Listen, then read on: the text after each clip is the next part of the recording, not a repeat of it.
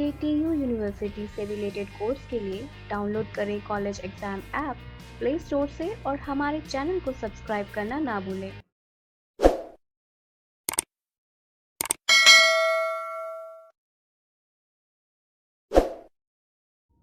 Previous lecture में हम लोग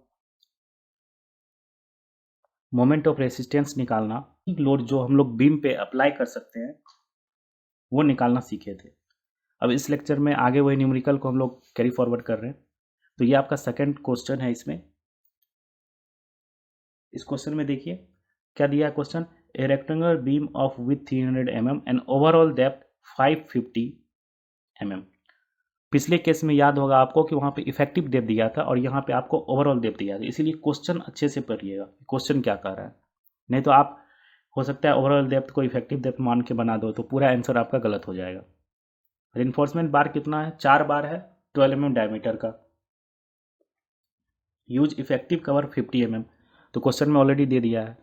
और ग्रेड ऑफ कंक्रीट भी दे दिया है और स्टील भी आपका दे चुका है। ये आपका प्रीवियस ईयर एफयूपीटीयू में 2012-13 में आया हुआ है। तो पहला क्वेश्चन पूछा है कि मोमेंट ऑफ रेसिस्टेंस, जो पिछले लेक्चर में भी हम लोग जब न्यूमेरिकल किए थे तो वहाँ देखे थे। फिर आपका स्ट्रेस पूछा है, in top compression fibre of concrete adopt working stress method. तो टॉप फाइबर ऑफ कंक्रीट में हम लोग को स्ट्रेस भी पूछा है। तो दो टाइप का क्वेश्चन है इसमें, एक तो मोमेंट ऑफ रेसिस्टेंस भी पूछा है और एक स्ट्रेस भी पूछा है। तो सबसे पहले क्या करेंगे, जो पिछले लेक्चर में बताया था उसी तरह क्या करेंगे, सबसे पहले एक सेक्शन बना देंगे बीम का और जो भी इंफॉर्मेशन दिया है उसको अच्छे से यहाँ पे रिप्रेजेंट कर देंगे। बी दिया है आपका, कैपिटल डी दिया है, इफेक्टिव डेप्थ दिया है जिसको डीसी कहते हैं हम लोग, इसको क्या कहते हैं, डीसी। तो हम लोग कैपिटल जो ओवरऑल डेप्थ है उसमें से अगर डीसी घटा देंगे तो हम लोग को ये क्या आ जाएगा, इफेक्टिव डेप्थ, जिसको हम स्मॉल डी सी रिप्रेजेंट करते हैं। फिर M20 दिया हुआ है, तो M20 के लिए सिग्मा CVC क्या हो जाएगा, 7 एम्पियर। इसको 3 से डिवाइड कर दीजिए और नियरेस्ट में तो 21, 7 3 जा 21, तो ये 7। या नहीं तो आप क्या कर सकते हैं, पेज नंबर 81 पे एक टेबल दिया हुआ है टॉप पे ही पेज पे आपके IS 456 2000 में, उसमें देखिएगा बेंडिंग वाले कॉलम में M20 का वैल्यू दिया हुआ है। फिर इसी तरह FE415 के लिए सिग्मा ST का वैल्यू होता है 230 एम्पियर। एम्पियर का मतलब हुआ वही न्यूटन पर mm स्क्वायर। तो सबसे पहला स्टेप क्या करेंगे, एरिया ऑफ स्टील और मेडो रेशियो निकालेंगे। एरिया ऑफ स्टील निकाल लिए हम लोग, ये 4 नंबर ऑफ बार था, π/4d स्क्वायर से मल्टीप्लाई कर दिए तो ये वैल्यू आ गई। फिर यहाँ से m का वैल्यू निकालेंगे, 280/3 सिग्मा CVC पता था, तो m का वैल्यू क्या होगा, 13.33। तो आपको याद होना चाहिए कि जब भी आपको M20 दे रहा है उसके लिए सिग्मा CVC 7 यूज हो रहा है, क्योंकि मैक्सिमम क्वेश्चन में M20 ही देगा आपको, तो उतना टेबल देखने की ज़रूरत नहीं है। उसके बाद m भी कैलकुलेट मत कीजिएगा, डायरेक्ट इसमें वैल्यू पुट कीजिए और कैलकुलेट करने की ज़रूरत नहीं है, डायरेक्ट 13.33 याद रख लीजिए। फिर उसके बाद हम लोग क्या करेंगे, पोजीशन ऑफ न्यूट्रल एक्सिस निकालेंगे, किसका, सबसे पहले क्रिटिकल का। ओके, तो एक तो ये फार्मूला से हम लोग निकालते थे और एक तरीका था कि FE415 के लिए direct XC equal to 0.289D, तो सिर्फ यहाँ D का वैल्यू पुट करना है, जो D निकाले हैं हम लोग इफेक्टिव डेप्थ, वहाँ से वैल्यू आ गया 144.5 mm। नेक्स्ट इसके बाद स्टेप 3 में हम लोग क्या करेंगे, position of actual neutral axis निकालेंगे, उस जिसको हम लोग ऐसे से रिप्रेजेंट करते हैं। अब इसके लिए आपका ये इक्वेशन है, बस इस इक्वेशन को सॉल्व करना है। bxj²/2 MAST d - xj, b का पता है आपको, m भी पता है, AST भी पता है, d भी पता है, xj को एक इक्वेशन के तौर पर लिख लीजिए आप यहाँ से।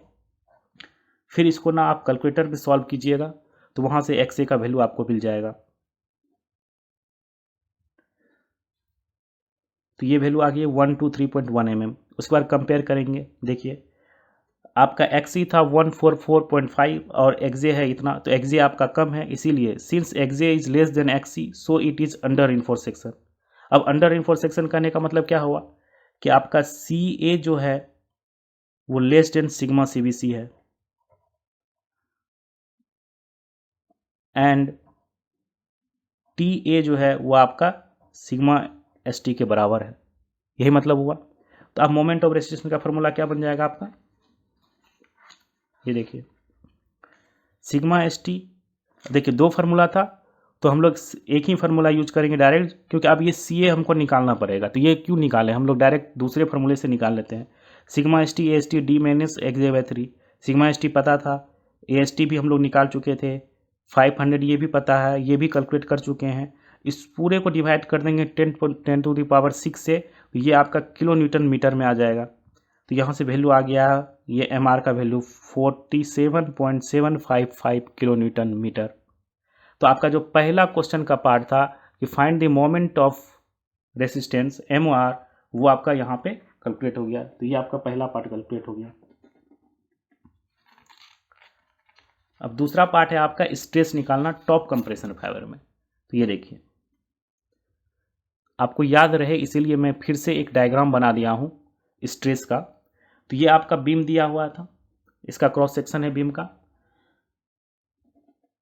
अंडर रिइंफोर्स्ड सेक्शन में क्या होता है, आपका जो एक्जे होता है वो एक्सी से कम होता है। ये आपका एक्सी है, ये आपका एक्जे है, मतलब ये actual depth of neutral axis. तो देखिए आपका जो सी ए है वो आपका सिग्मा सी बी सी से कम आएगा, लेकिन आपका जो सिग्मा एस टी है वो आपका टी ए के ही बराबर होगा। जो टी ए है आपका जो एक्चुअल है वही प्रिंसिपल के बराबर होगा। हमें निकालने क्या कह रहा है ना, ये जो क्वेश्चन पूछा है स्ट्रेसेस इन टॉप कंप्रेशन फाइबर, ये स्ट्रेसेस कौन सा निकालने बोल रहा है, सी ए।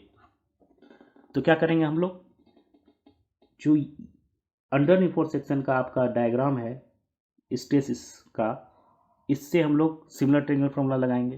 तो ये देखिए सी ए का ये एक फार्मूला आ जाता है, यहाँ से आप याद रख लेना, sigma S T into X J by M D minus X J. कैसे निकाले, इसका सी ए बाय इसका एक्स जे डिवाइड बाय ये sigma S T by M by इसका डेप्थ, ये न्यूट्रल एक्सिस से, एक्चुअल न्यूट्रल एक्सिस से क्या है वो, तो ये साइड का वैल्यू ये था और ये साइड का वैल्यू आपका ये था। तो यहाँ से आप वैल्यू पुट कीजिए तो आपका सी ए का वैल्यू आ जाता है 5.653। देखिए ये आपका कम है किससे, सिग्मा सी बी सी से। सिग्मा सी बी सी आपका कितना था, सिग्मा सी बी सी था आपका M20 के लिए 7 न्यूटन पर mm स्क्वायर। तो ये आपका अंडर रिइंफोर्स्ड सेक्शन में कैसे हम लोग कैलकुलेट करेंगे मोमेंट ऑफ रेसिस्टेंस, और स्ट्रेस टॉप कंप्रेशन फाइबर में हम लोग ऐसे निकालेंगे। इसी में एक और क्वेश्चन पूछता है कि आप स्ट्रेस टॉप कंप्रेशन फाइबर और टेंशन फाइबर दोनों में बताइए। तो स्टील में कितना आएगा, अगर आपसे स्टील में पूछे तो यहाँ पे लिख देंगे stress in steel bar equal to sigma S T, और जो भी वैल्यू है सिग्मा एस टी का 230 न्यूटन पर mm स्क्वायर, यही होगा। ओके, क्योंकि आपको याद होना चाहिए, जब आप लोग को मैं सेक्शन पढ़ाया हूँ अंडर रिइंफोर्स्ड सेक्शन, उसमें सिग्मा एस टी मतलब आपका जो स्टील है वो परमिजिबल स्ट्रेस वैल्यू को रीच कर जाता था, तो इसलिए टी ए का वैल्यू आपका क्या हो जाता है, सिग्मा एस टी। लेकिन आपका जो कंक्रीट है उसका टॉप कंप्रेशन फाइबर जो आपका है वो आपका सिग्मा सी बी सी से कम होता है, और इस तरह के सेक्शन को हम लोग कहते थे अंडर रिइंफोर्स्ड सेक्शन।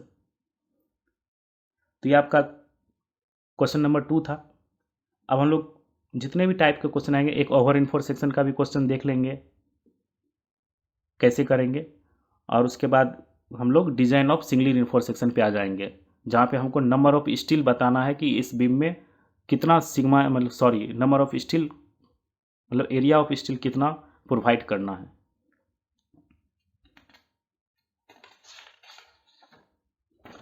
चलिए एक दूसरा क्वेश्चन है, ये आपके प्रीवियस ईयर, ये 2020 या 2019 में इसी आसपास में यूपीटीयू में आपका आया हुआ है, और इसमें कुछ भी मेंशन नहीं है। देखिए एनालाइज ए rectangular beam 300 mm into 500 effective depth, मतलब ये आपका इफेक्टिव डेप्थ दे दिया है। Determine ultimate moment of resistance, ये क्वेश्चन मैं इसलिए चूज किया हूँ क्योंकि यहाँ पे एक अलग से क्वेश्चन पूछा है कि अल्टीमेट निकालना, मोमेंट ऑफ रेसिस्टेंस नहीं जो आप वर्किंग स्ट्रेस मेथड में निकाल रहे हो, वर्किंग मेथड में। फॉर टेंशन इन्फोर्समेंट ऑफ, ये आपका बार का डायमीटर दे दिया है और कितना बार है M20 और Fe415। आप देख लीजिए कि जनरली M20 और Fe415 ही है, किसी किसी क्वेश्चन में आपका ग्रेड चेंज होगा। तो आप ना क्वेश्चन को अच्छे से समझिए, क्योंकि डिजाइन ऑफ कंक्रीट में जो है क्वेश्चन बहुत तरह के क्वेश्चन बन सकते हैं। हो सकता है सेम क्वेश्चन देगा आपको M20 जगह 25 कर देगा, तो फिर ये पूरा सॉल्यूशन जो है चेंज हो जाएगा। मान लीजिए Fe415 की जगह दूसरा दे देगा, तो कभी भी ना आप इसको ना रटने का प्रयास नहीं कीजिएगा कि सारा वैल्यू तो सेम है। आपको उतना नहीं पता हो सकता कि M20 था कि M25 था यहाँ, वो याद नहीं कीजिए। आप ना देखिए स्टेप कि कैसे करना है। तो सबसे पहले सॉल्यूशन में क्या करेंगे, ये क्रॉस सेक्शन बना के दिखा देंगे कि इफेक्टिव डेप्थ क्या है। ये बी का वैल्यू होता है जो दिया है आपका 300 mm। ग्रेड ऑफ कंक्रीट भी दिया हुआ आपका, सिग्मा CVC कितना होगा उसके लिए ये लिख दिए हैं। फिर Fe415 के लिए सिग्मा ST क्या होगा वो भी लिख दिए। स्टेप 1 में क्या करना है, एरिया ऑफ स्टील निकालना है और मॉड्यूलर रेशियो। तो यहाँ से देखिए एरिया ऑफ स्टील निकल गया है 84.215 mm²। मॉड्यूलर रेशियो भी निकल गया, तो आपको पता है कि M20 के लिए वही आता है 13.3, तो यही आया आपका। Next position of critical neutral axis निकालेंगे, तो XC का फार्मूला एक ये है, ये देखिए यहाँ पे मैं दोनों फार्मूला से ना करके दिखा दिया हूँ कि क्या वैल्यू में थोड़ा डिफरेंस आता है। एक बार इसमें पुट करके देखिए तो कितना आया 144.03, और ये जो डायरेक्ट है Fe415 के लिए यहाँ से कितना आया 144.5, तो ज़्यादा डिफरेंस नहीं है। तो इसलिए मैं बोल रहा हूँ कि इतना कैलकुलेट क्यों आप कैलकुलेटर में कीजिएगा, ये बहुत ईजी है। तो ये आप याद रखिएगा कि Fe415 के लिए 0.289 D से निकालेंगे, Fe250 के लिए 0.40 D से निकालेंगे, और Fe500 के लिए 0.253 से हम लोग D से निकालेंगे। ये सारा मैं पहले ही आपके लेक्चर में थ्योरी पार्ट में बता चुका हूँ। नेक्स्ट क्या करेंगे हम लोग, next position of actual neutral axis निकालेंगे। ये आपका position of actual neutral axis निकालेंगे, तो यही फार्मूला है आपका। इस पे वैल्यू पुट कर दीजिए, सारा वैल्यू आपको पता है, बी पता है, एम पता है, AST और डी भी पता है। यहाँ से एक इक्वेशन देखिए निकाल लिए, फिर इक्वेशन को ना पुट कर दीजिए आप कैलकुलेटर में, और वहाँ से डायरेक्ट एक्जे का वैल्यू निकाल लीजिए। अब देखिए कंपेरिजन में देखिए XC का वैल्यू था आपका 144.5 mm और आपका XJ आया है 156.65 mm। तो ये आपका XJ क्या हो गया, बराबर हो सॉरी ग्रेटर हो गया XC से, तो ये आपका ओवर इनफोर सेक्शन है। अब ओवर इनफोर सेक्शन का मतलब क्या हुआ, आपका CA जो होगा वो आपका सिग्मा CVC के बराबर तो पहुंच जा रहा है, मतलब जो एक्चुअल उसमें स्ट्रेसेस है वो परमिजल स्ट्रेस को तो रीच कर जा रहा है, लेकिन आपका सिग्मा ST जो है, जो TA है वो सिग्मा ST से कम होगा, और ये आपका इकोनॉमिकल नहीं है। तो इस तरह का सेक्शन को हम लोग डिजाइन नहीं करते हैं, लेकिन क्वेश्चन हम लोग को सिर्फ पूछा है मोमेंट ऑफ रेसिस्टेंस निकालना, तो वो हम लोग निकाल देंगे। तो देखिए फिर MR निकालेंगे इस फार्मूले से, या नहीं तो इस फार्मूले से। अब इस फार्मूले में क्या डिफिकल्टी है कि TA हम लोग को निकालना पड़ेगा, कैलकुलेट करना पड़ेगा, इसलिए हम इससे नहीं निकालेंगे। क्यों हम एक और स्टेप करें, वैसे भी हम लोग को एग्जाम में उतना टाइम नहीं मिलता है। तो इसमें हमको CA की जगह क्या पुट करना है, देखिए यहाँ पे मैं लिख दिया हूँ ताकि आपको फिर से याद रहे कि for over reinforced section CA sigma CVC के बराबर हो जाएगा, लेकिन TA लेस देन होता है, इसलिए ये यूज़ नहीं करेंगे, क्योंकि यहाँ पे हम लोग सिग्मा ST यूज़ नहीं कर सकते हैं। तो मोमेंट ऑफ रेसिस्टेंस यहाँ से हम लोग वैल्यू कैलकुलेट कर लेंगे। तो ये जो भी वैल्यू आया है, ये आया है 73.65 किलोन्यूटन मीटर। ये आपको आया है वर्किंग स्ट्रेस मेथड से, जो मोमेंट ऑफ रेसिस्टेंस निकालते हैं, जिसको हमको MR से लिखते हैं। देखिए लेकिन क्वेश्चन हमसे क्या पूछा है, क्वेश्चन पूछा है अल्टीमेट। एक्चुअली ये अल्टीमेट मोमेंट ऑफ रेसिस्टेंस ना हम लोग LSM से डिजाइन कर लेते हैं डायरेक्ट, क्योंकि हम लोग जो LSM से कैलकुलेट करते हैं ना फैक्टर्ड करके लोड को, वो अल्टीमेट मोमेंट ऑफ रेसिस्टेंस देता है। अब इसी क्वेश्चन को हम लोग ट्राई कर रहे हैं WSM से। चलिए कोई बात नहीं, हम लोग क्या करेंगे ना, अल्टीमेट का ये लिखने का एक नोटेशन होता है MU, इसका मतलब हुआ अल्टीमेट मोमेंट ऑफ रेसिस्टेंस। इसको क्या करेंगे, फैक्टर कर देंगे जो भी आया है वर्किंग लोड मेथड से 1.5 इंटू MR, और यहाँ से जो वैल्यू आया है 110.47 किलोन्यूटन मीटर, ये आपका हो गया अल्टीमेट मोमेंट ऑफ रेसिस्टेंस। यहाँ नोट में मैं लिख दिया हूँ कि for ultimate moment of resistance 1.5 into MR। तो अगर आपका क्वेश्चन लिख भी दे बाय WSM, तो ये नहीं सोचिएगा कि WSM में तो हम लोग अल्टीमेट मोमेंट ऑफ रेसिस्टेंस नहीं निकालते हैं, फैक्टर नहीं करते हैं। तो हम लोग वहाँ क्या करेंगे, लास्ट में उसको फैक्टर करके दिखा देंगे कि इस तरह हम लोग अल्टीमेट मोमेंट ऑफ रेसिस्टेंस निकालेंगे। जब आप लोग को मैं LSM पढ़ाऊँगा, लिमिट स्टेट मेथड, तो हम लोग फिर सेम क्वेश्चन को ना, इसी क्वेश्चन को हम लोग LSM से करेंगे, और फिर देखेंगे उसका भी वैल्यू आपका देखना यहीं आएगा 110.47 के, इसी के अप्रॉक्स वैल्यू आएगा आपका। तो हम लोग 2 टाइप के न्यूमेरिकल देख चुके हैं। सॉरी, ये आपका तीसरा न्यूमेरिकल था। पहला हम लोग इससे प्रीवियस लेक्चर में देख चुके हैं। उसके बाद इस लेक्चर में क्वेश्चन नंबर 2 देखे और ये क्वेश्चन नंबर 3 था, एक अंडर रेनफोर्स सेक्शन का देखे और ये आपका ओवर रेनफोर्स सेक्शन का है। नेक्स्ट हम लोग देखते हैं question number 4।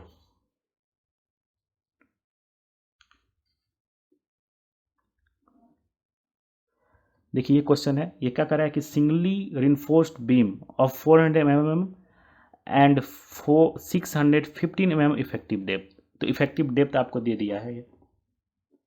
It is reinforced beam with 820 mm dia, मतलब 8 बार है और 20 mm डाया का, और ये माइल्ड स्टील दिया है। तो माइल्ड स्टील का क्या होता है ग्रेड? Fe 250। तो ये क्वेश्चन इसलिए लिया हूँ क्योंकि आपको फिर Fe 250 में कैसे करना है, Xc का वैल्यू निकालना है, इसलिए ये क्वेश्चन को मैं सिलेक्ट किया हूँ। और देखिए M25 के लिए फिर चेंज हो जाएगा कंक्रीट। क्या क्या निकालना है? मोमेंट ऑफ रेजिस्टेंस और stress in steel and concrete both, तो दोनों में निकालना है। चलिए सबसे पहले हम लोग एक सेक्शन बना के दिखा देंगे क्या क्या है। गिवन क्या है? बी दिया है, आपका इफेक्टिव डेप्थ दिया है, ग्रेड M25। अब M25 के लिए सिग्मा CBC का क्या होगा वैल्यू?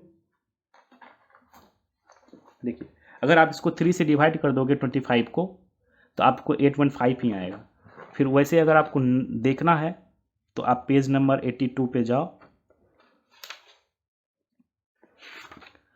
और यहाँ पे आप M25 के लिए देख सकते हैं बेंडिंग में 8.5। फिर आप देखिए Fe माइल्ड स्टील के लिए, जिसको ग्रेड कहते हैं Fe 250, उसके लिए 20 mm तक के लिए कितना होता है? 140, और उससे ज़्यादा होगा तो 130। तो ये देखिए, इसलिए Fe 250 के लिए सिग्मा ST कितना लिखे हैं? 140। क्यों? क्योंकि डाया कितना दिया है आपका? 20 mm तक, और 20 mm के लिए कितना लेते हैं? 140।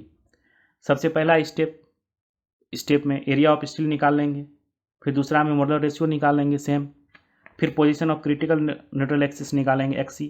अब देखिए Fe 250 के लिए इसीलिए मैं सेलेक्ट किया कि ताकि आपको और प्रैक्टिस करा दूं कि Fe 250 के लिए डायरेक्ट कैसे निकालेंगे। उसके लिए कैसे निकालेंगे? 0.40D। इसमें भी वैल्यू आप पुट कीजिएगा, देखेगा यही आएगा, कुछ 245 पॉइंट कुछ आएगा। ये आपको डायरेक्ट 246 राउंड करके आया हुआ है। उसके बाद नेक्स्ट हम लोग देखेंगे position of actual neutral axis. अब ये एक आपका फॉर्मूला है, इस पर आप वैल्यू पुट कीजिए, फिर एक इक्वेशन बनाइए, जो ये इक्वेशन आया है। अब इक्वेशन को ना कैलकुलेटर में पुट कीजिए तो वहाँ से आपको Xc का वैल्यू आ जाएगा। देखिए Xa जो है वो Xc से लेस है। क्यों? क्योंकि आपका Xc आया था 246 mm और Xa आया है 230.53 mm। ये कम है, तो ये क्या आपका अंडर रेनफोर्स सेक्शन। अब इसके लिए मोमेंट ऑफ रेजिस्टेंस कैसे निकालेंगे? तो एक तो ये फार्मूला है और ये है। अब इसमें क्या होता है कि आपका सिग्मा जो है Ca जो है वो सिग्मा CBC से कम होगा और आपका Ta जो है वो सिग्मा ST के बराबर हो जाता है। तो हम लोग ये फार्मूला क्यों यूज करेंगे? क्योंकि इससे ना फिर से हमको निकालना पड़ेगा Ca, तो ये अभी यूज़ नहीं करेंगे, हम लोग ये फार्मूला यूज कर लेंगे। ओके, तो यहाँ से देखिए sigma ST AST D - X/3 पे पूरा वैल्यू पुट कर दीजिए। ये 10⁶ से क्यों डिवाइड करते हैं आप लोग को पता चल गया होगा, ताकि उसको ना हम यूनिट कन्वर्ट करने के लिए, इसको किलोमीटर मीटर बनाने के लिए। तो कितना आया है? 189.35 किलोमीटर। उसके बाद क्वेश्चन में क्या पूछा था आपसे? एक तो पूछा था आपसे मोमेंट ऑफ रेजिस्टेंस, जो निकाल चुके हैं। एक पूछा है स्ट्रेस स्टील और कंक्रीट दोनों में। देखिए तो स्ट्रेस स्टील और कंक्रीट में ये मैं लिखा हूँ, ये इतना लिखने की ज़रूरत नहीं है। अगर ये आपको बनाने का मन नहीं है तो ये भी एग्जाम में नहीं मत बनाइए, लेकिन बनाइएगा तो और अच्छा इंप्रेशन बढ़ेगा। ये आपको बस समझाने के लिए मैं इतना लिख के बता रहा हूँ। Since it is a under reinforce section flowing stress diagram is valid, इसलिए स्ट्रेस डायग्राम आपका ये होता है। यह डायग्राम आपको याद हो जाए। मैं मैक्सिमम क्वेश्चन में जो है ट्राई किया हूँ कि डायग्राम बना दूँ। देखिए सिमिलर ट्रायंगल प्रॉपर्टी से फिर यहाँ से Ca का वैल्यू ये निकल गया, क्योंकि हम लोग को स्टील और कंक्रीट दोनों में निकालना है। कंक्रीट का स्ट्रेस यहाँ है और ये आपका स्टील का है। यहाँ से देखिए क्या आया 7.63, और आपका सिग्मा CVC कितना था M25 के लिए 8.5, देखिए उससे कम वैल्यू आया है ये। उसके बाद आपका स्ट्रेस इन स्टील क्या हो जाएगा, सिग्मा स्टील, क्यों, क्योंकि अंडर इन्फोर्स सेक्शन में जो है जो आपका एक्चुअल है वो सिग्मा स्टील के बराबर होता है, मतलब परमिजिबल स्ट्रेस को रीच कर जाता है आपका स्टील। ये आपका अंडर इन्फोर्स सेक्शन का क्राइटेरिया होता था, इसीलिए स्टील में जो स्ट्रेस होगा वो आपका 140 न्यूटन पर mm² होगा। तो ये आपका यहाँ पे मोमेंट ऑफ रेसिस्टेंस का 2 टाइप का क्वेश्चन होता था, एक मोमेंट ऑफ रेसिस्टेंस निकालना, दूसरा स्ट्रेस निकालना जो हम लोग देख लिए हैं, और एक क्वेश्चन था कि हम लोग को लोड निकालना, लाइव लोड या टोटल लोड। तो इससे ज़्यादा क्वेश्चन कोई भी इस टॉपिक से नहीं बनता है। आगे हम लोग देखेंगे इसमें डिज़ाइन। अब हम लोग को बीम का डिज़ाइन करने देखेंगे। फॉर्मूला वही रहेगा जो आपका, देखिए ये 5 फार्मूला मेन था आपका, इसी 5 फार्मूले से जो है सारा क्वेश्चन किए हुए हैं हम लोग। अब इन्हीं सब 5 फार्मूला से हम लोग क्या करेंगे, डिजाइन ऑफ बीम करेंगे, सिंगली रिइंफोर्स्ड बीम। उसके बाद हम लोग डबली रिइंफोर्स्ड बीम पे आएंगे, तो डबली रिइंफोर्स्ड बीम का फिर देखेंगे कि उसमें मोमेंट ऑफ रेसिस्टेंस कैसे कैलकुलेट करेंगे, फिर उसको डिजाइन कैसे करेंगे, फिर आपका वर्किंग स्ट्रेस मेथड जो है कंप्लीट हो जाएगा। तो इस लेक्चर में बस इतना ही, जितना न्यूमेरिकल था मैं लगभग इसमें करवा दिया हूँ। और कोई अगर डिफरेंट टाइप का न्यूमेरिकल मोमेंट ऑफ रेसिस्टेंस का होगा तो मैं ट्राई करूँगा लास्ट में आपको करवा देने का। Thank you. Download college exam app from Play Store. Do like and subscribe our channel for more updates.